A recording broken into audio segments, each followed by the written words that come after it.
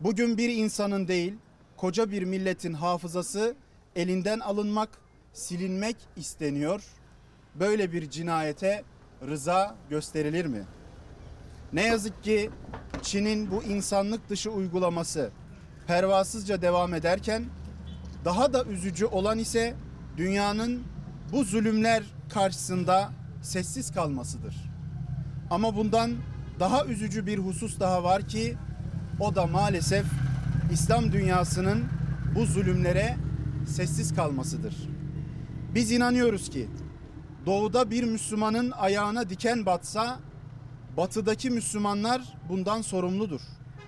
Bugün gelin görün ki bir değil, milyonlarca Doğu Türkistanlı'nın ayaklarına batan Çin dikeni karşısında bir sessizlik hakimdir.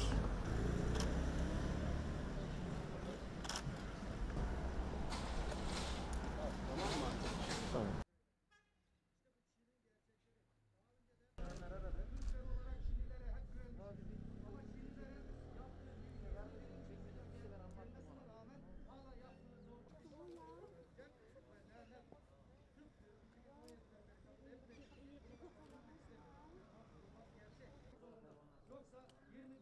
yüzyılda Çin bu gidişle hiçbir şekilde büyüyemez. Aksine çökecek.